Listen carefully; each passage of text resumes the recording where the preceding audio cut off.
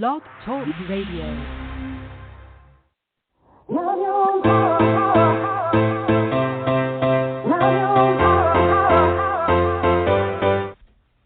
Chatting with Nat is a podcast for independent women seeking to speak their truth and to break down barriers. We host honest conversations that help to guide and empower women. Speak your truth and set yourself free. Let your voice be heard. Hi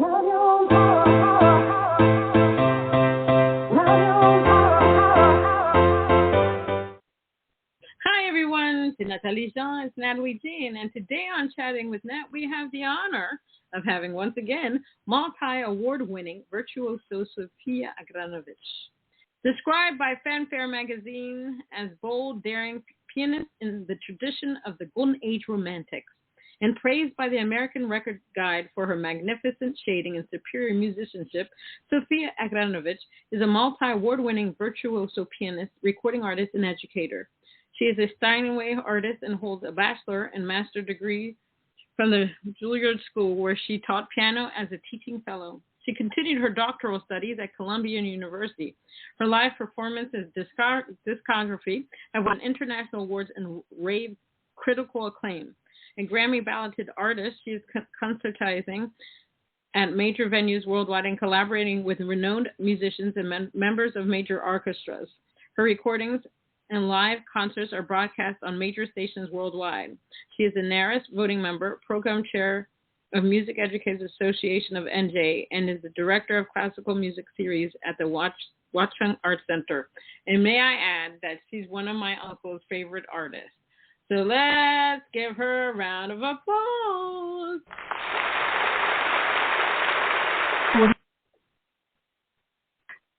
Sophia.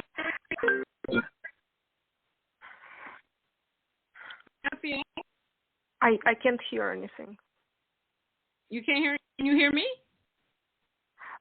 You were breaking up a little bit. Now I can hear you. Okay, that's because the phone rang, and it rings on my computer. I gotta fix that. Anyway, how are you? Oh, I'm great. Considering all the circumstances in the world and personal, very, very good, and happy that the summer went very well, and it's still warm, but it's not too hot. A lot of new projects, and we're chatting again. We had a lot of fun last time, so I'm really looking forward to that. And thank you for inviting me again. And thank you for this marvelous introduction. So thanks a lot for everything, and let's talk. Yeah, so obviously, since the last time we chatted, we still were in the midst of COVID, whatever, pandemic, lockdown, all that junk. But a lot has happened. We've been through so much more. Between COVID had some babies, the continuation of pandemic, George Floyd, the elections, Roe versus Wade, tsunamis, earthquakes, assassinations, the Ukraine war with Russia, which is totally just disgusting. The things that have come out of that are just, I just can't. And then we have polio, we have monkeypox, we have a new virus, and excuse me. We have a new virus in another place as well. Oh my God, I can't. So since all that stuff has happened, has anything changed for you in regards to the way that you create music? And the reason that obviously, when we were locked down, there was a lot of introspection time that we all had. We had to think about our lives. We had to think about our family. We had to think about, how the world was moving. I know for myself, I had to pinch myself to see if we were still living in the 21st century with everything that was going on. So since the last time I spoke, when you think about creating music now, have you changed your mindset of how you're going to create the music and what you're going to create, like the topics? Obviously, you're a pianist, but obviously instrumental moves people just like music with lyrics in it. I know your music is extraordinary because you're that damn good. So has anything changed? What has happened to you since all of this has happened? It's hard to recount what happened because it had been almost a year since we talked last. Yeah. Musical accomplishments, I mean, everything is relative, but I did release the new CD, new album, List album, which has very, very hard pieces, musically and technically. So I'm very satisfied with what I did. Of course, it's not, nothing is perfect, and but again, everything is relative too. So I think for me personally, it was a big achievement. So I'm happy with what I did. And also I started looking at possibilities of outside classical music, a little bit like more creative, because actually I used to compose a lot when I was little, and I was playing and improvising in styles of every possible composer, even wrote it down. But then I said, oh, forget about it. I will never be as good as Bach or Chopin, and it's impossible. And I stopped. I concentrated on performance. But lately what happened, it was a very interesting project. I was invited to record some Mozart for that project Arise Together, which you're part of too, for that charitable organization, which benefits kids with disabilities all over the world. Right. And it was very close to my heart because I have a personal attachment to it. I'm not going to mention why here. Okay. And they asked me to record some kind of Mozart symphony, and I said, little part of Mozart symphony. I said, why should we do symphony when he has so much piano music, which doesn't have to be arranged, and it's perfect, because Mozart music is very close to perfection, according to most of the people. So I suggested this Turkish march it's actually a movement from Sonata in A major for piano. Because it's very popular, it's very kid-friendly, and it lifted my own mood when I was listening to it. So I said, okay, let's record this, and I never played it in public, but I teach a lot, so I kind of can play it. So I suggested that, and then we said what to do with this. Maybe do some improvisation, make it a little bit more interesting. So I had like a call with Kevin Mackey and Rupam Sarma, and said, okay, let's think about some very nice introduction. And I'm learning a lot of Mendelssohn right now because I was obsessed with him actually during this past year. That's another thing. I never played Mendelssohn as much as I did. Because it's very soulful, very unpretentious music, and it is very difficult technically, although it's not as obvious as in Liszt. But his melodies just appeal to me. Because whatever little piece or big piece, it's always full of these melodies that just sprung from nature, from soul, like Schubert in a way. Like Schubert is also a very melodic composer. Anyway, so I was playing this, learning a completely new piece, which I heard a couple of times, and I said, oh my God, this introduction, it's in A minor, and this Turkish march is in A minor, A major. It would fit perfectly, and it's contrasting mood, and it just flows. So I played for myself one after another, and I said, this will go. And I loved it because when you improvise or arrange or something, it's very free. You can do anything you want, basically. And it just fits. Nobody can judge because it's not it shouldn't be exactly like composer wrote. So I suggested it to Kevin and Rupam, and I actually played how it sounds, everything, and they just loved it. So I recorded it professionally with my recording engineer, both, and sent them the track, and then they started working, Rupam basically started working on arranging with different instruments, and we didn't know what to do because we didn't want to do it exactly like everybody else, and there are so many arrangements, beautiful arrangements, but it's all in classical or jazz or pop a little bit mode and even orchestra. So I was thinking, you know what, let's do it with some folk instruments, maybe some Eastern instruments, some Indian, Turkish instruments. So Rupam, like totally, and it was good because it's a fresh music, and when you hear it for the first time, right. we're not bounded by restrictions, by any restrictions. So when he sent me the first take, just like a couple of instruments, I had to sit down to listen to it. It was so unusual, and it's just so beautiful, just the concept of it, because it was very improvisatory. It was very much in romantic, like Chopin Liszt style, which I love so much.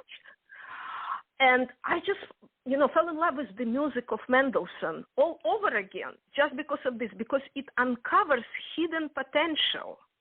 Because it's typically European classical music in a romantic. But when you hear all these overtones and all this improvisation with Siger and everything, it's amazing what this music holds. And I got so sad, you know what? If nobody would like it and my classical friends would be shocked, I just do it for fun because it really, really helped with everything that's going on in life. So to make the very long story, but starting from May, I was working on it so intensely, more than on my own programs, more than with my students, because it was so interesting. Finally, we came with arrangement, and it was polished up forever. And then he got this singer, which I never heard about, and she sang in the operatic voice, beautiful voice. I never saw her. I didn't know. It's Tamara Garrett. And we started arranging that voice, fitting it into Mozart. And to my taste, it was very interesting because it was with operatic overtones, but there was a certain sweetness and purity in her voice, like very natural. So I think then we didn't know how to call this.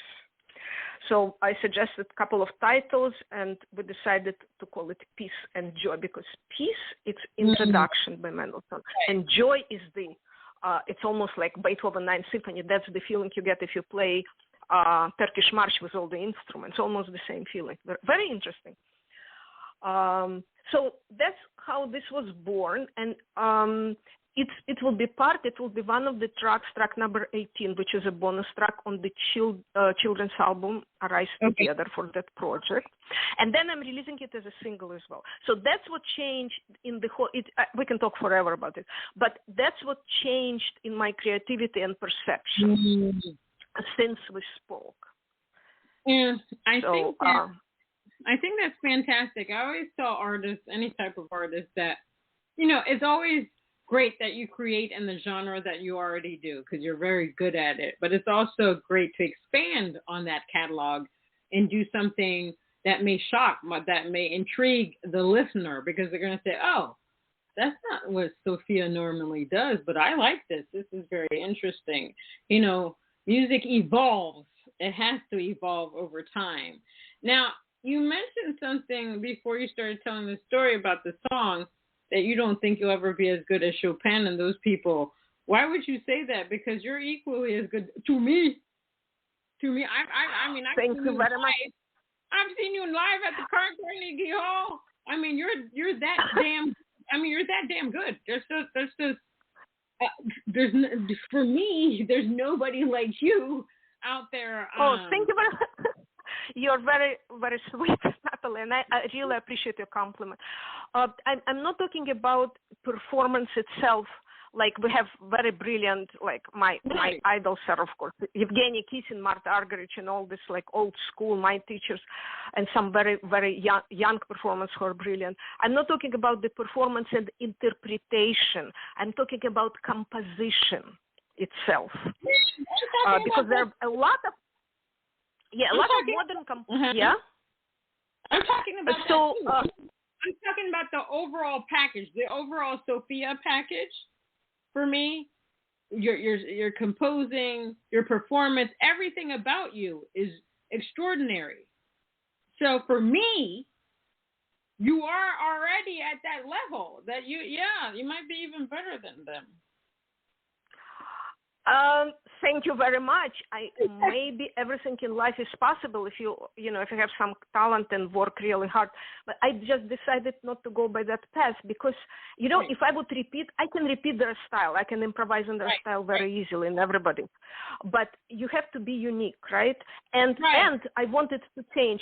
But right now, to tell you the truth, in classical compositions, you have to insert like dissonances, doing something new, and they're brilliant composers, which I love currently, modern composers. But sometimes some of the other composers, they insert stuff, like popular artists. They just do something to track, but it doesn't mean anything. It's all technical. It's almost computer. So I could not do that. And to be unique and develop your own style, it becomes, I should have, you have to study completely along completely different lines. I just thought I don't have that talent. I just thought, I could have tried, but you can try only so much in life. I had another career. I had programming career for 23 years. It's only so much time you can do stuff. So I decided to concentrate more on performance. I thought maybe it was a mistake because I did take composition classes with great David Diamond, great American composer, and he liked he liked what I did a lot. He even gave me very, very good recommendation, but for my performance, but I thought it's not for me. I wouldn't be able to do it just for many reasons. It's hard to be a composer, especially classical composer. So right now I'm thinking, you know what? I don't have anything to lose. Maybe I should try, this arrangement, maybe I should try arranging because it's almost like composing and just do it for myself. I don't have to sell it. I don't have to put it for Grammy nomination. I don't have to do, just do it because I found so much. It was so much fun to do. I just like it's so creative, and we shouldn't worry for criticism. I'm not in Juilliard. I don't have to play it for exams. It's so good. Right. So maybe some new avenue now opening up. I'm really excited about the whole thing. I'm excited too. I love artists that decide to branch out and do something new and exciting. I mean, I love that. That's what creativity is all about, Some people are afraid to, put their toe in the waters of something new because they like the familiarity of the things that they already do. But I love artists that just decide, okay, I'm going to try this. I'm going to do it for myself. And if everybody likes it, that's fine. If they don't, that's okay because I'm doing it for me. I just want to try something new. So you just released your 10th album. Let me see if I'm going to say this right. 10th classical full-length album with conventional, not my composition, just to make clear, Fren, Leech, Rhapsodies, Etudes, and Transcriptions. Did I say that right? Etudes, etudes.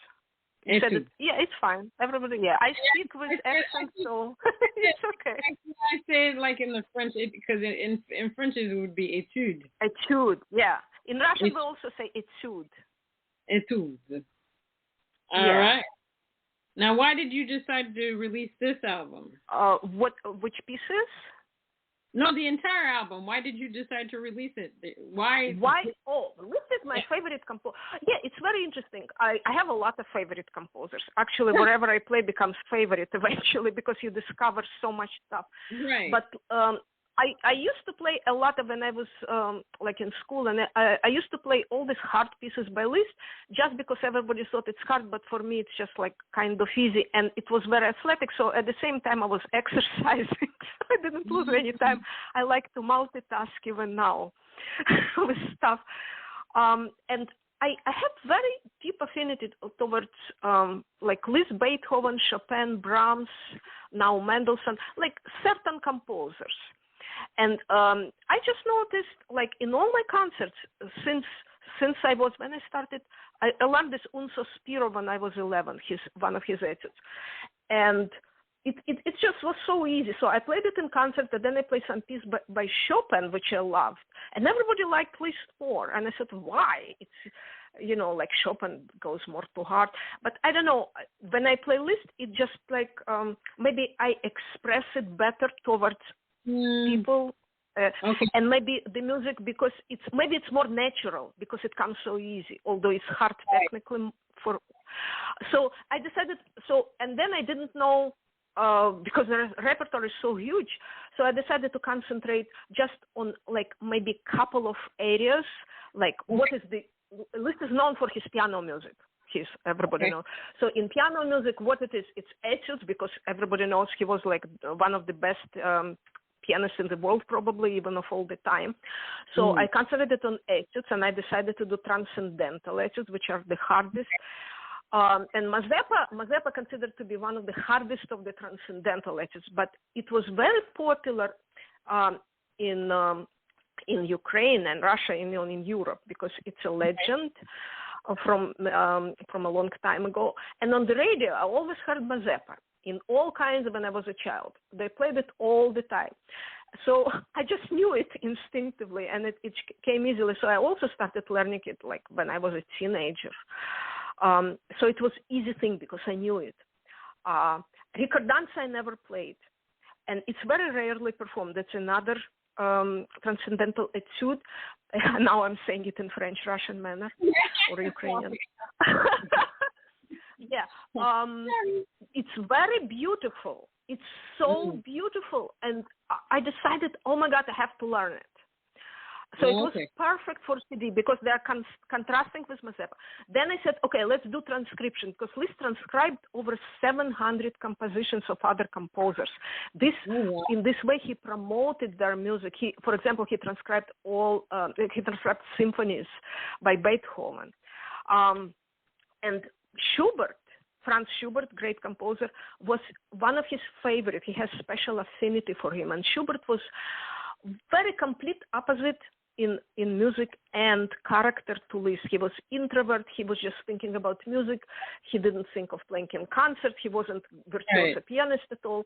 And a lot of his music was getting lost because he was writing music like in taverns, in coffee shops, So Liszt started transcribing beautiful Schubert songs, which he wrote 600 songs for voice. Like, it's unbelievable. In his short time, I think he died when he was only 38, Schubert. So Liszt transcribed over 50 Schubert songs, and he loved them so much, he played them in his own concerts and as encores.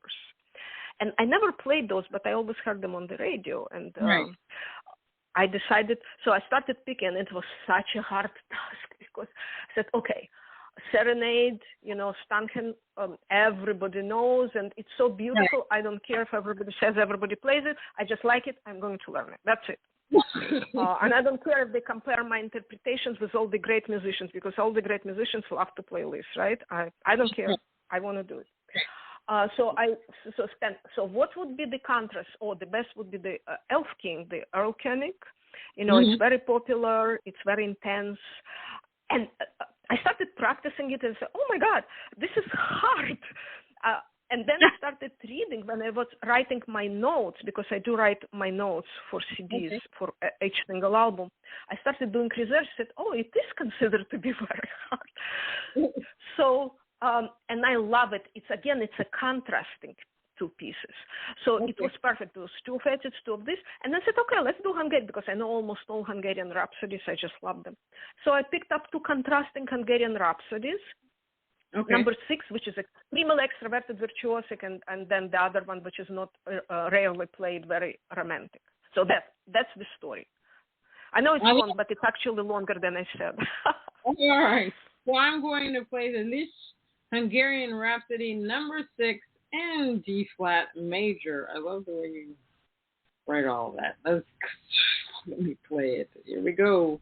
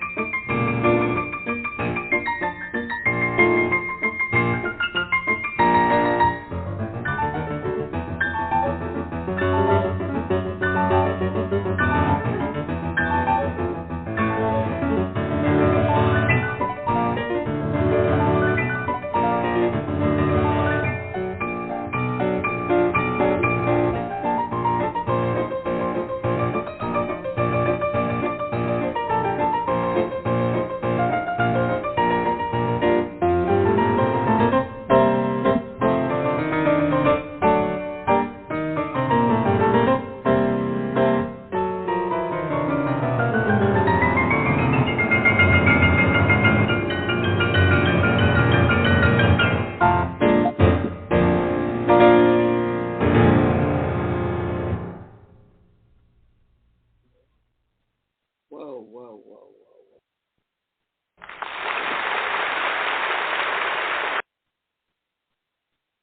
Magnificent. Magnificent. I mean, I don't know, Sophia. The That's word wish for you. I don't believe anything is perfect, but I think you come close to perfection. I know when I listen to you play, I mean, it's like the heavens have opened up, and I mean, you give me goosebumps. So, I mean, I don't even know what to say. It's just, I mean, it's fantastic. You are Thank you amazing. so much. It's you know what, it's you, because I pick up pieces that people usually like. I know what would resonate with and I love those. I always play what I love right now because I have the luxury to do that. Again, I don't, I'm my own artist, and I don't have to go for exams, and I choose my own repertoire, even if somebody wouldn't. So I just enjoy what I play, and it's a lot of hard work, but it's fun, and I'm very happy that you like it, and thank you very much, of course. I mean, come on. I mean, you're Sophia. Who's not going to love Sophia? So I'm going to play the next piece, which is Schubert Leaf Stenchen, or I'm a Stenchen, yeah. Stenchen. Yeah, that's this famous serenade that everybody loves. And yeah, my mom used to sing it all the time when I was little, so it has a special meaning to me. All right, let's play it. Here we go.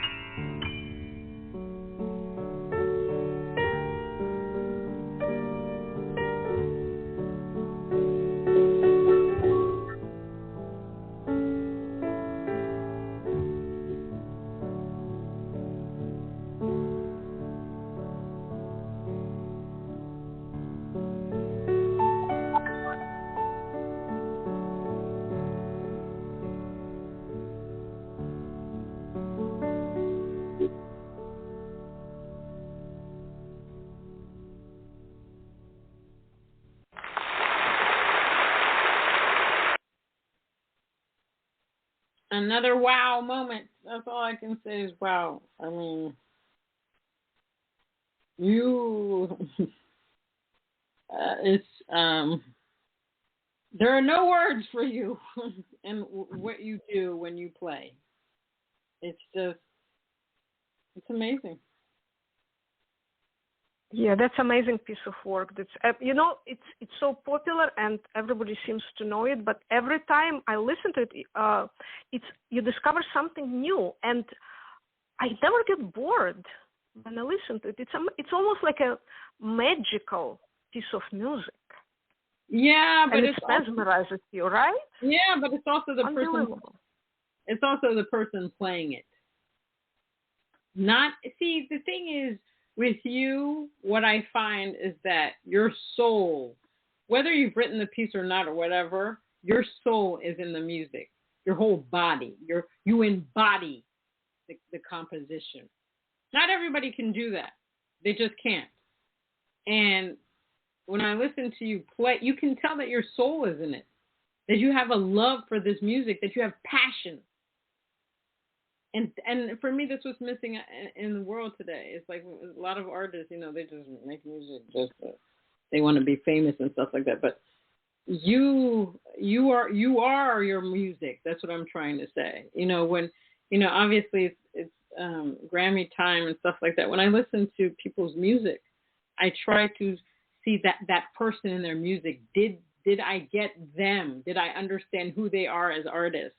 And whenever I listen to you, you were made to do this. You're just made to do this.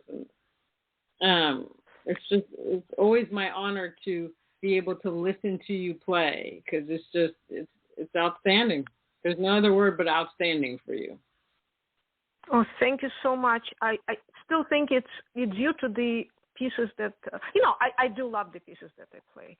Yeah, and also I you notice it. Yeah, I do play. I do feel like I'm kind of dancing when I play inside and move with the whole. It comes natural, and it's good that it's projected in the music. It's very interesting, very very good. And you're yourself a good artist, and you're very sensitive. So you see a lot of stuff. But your opinion is very valuable. So thank you very much. Yeah, but the thing is, anybody can play, music, but can they embody what they're playing? That's what I'm saying. Not everybody can do that, and you just do it perfectly. I love it. Love, love, love, love, love, love, love. That's all I can say is love, love, love. Yeah, you know what? That's exactly what this music, what I just played, should embody. So you got it. The serenade, yeah. It's a love song.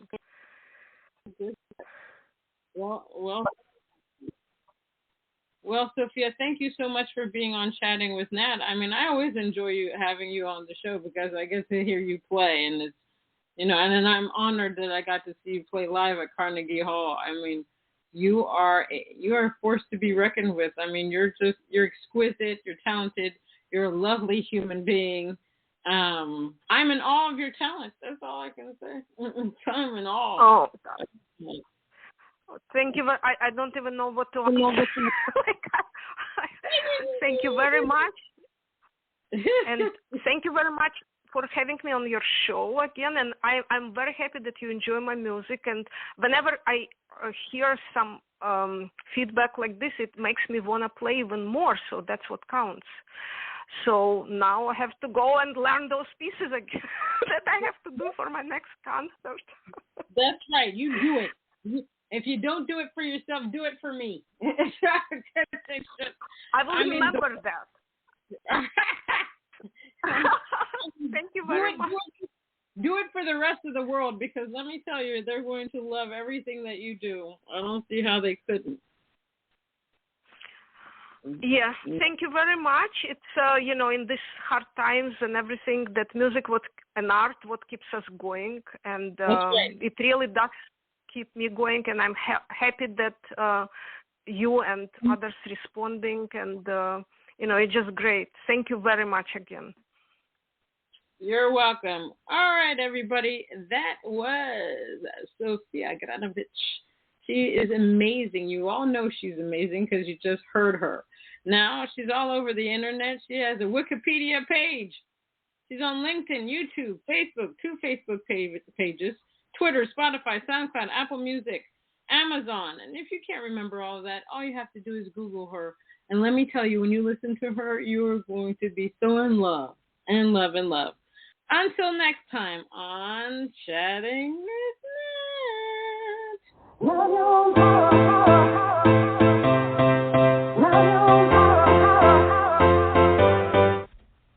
Chatting with Nat is a podcast for independent women seeking to speak their truth and to break down barriers. We host honest conversations that help to guide and empower women. Speak your truth and set yourself free. Let your voice be heard.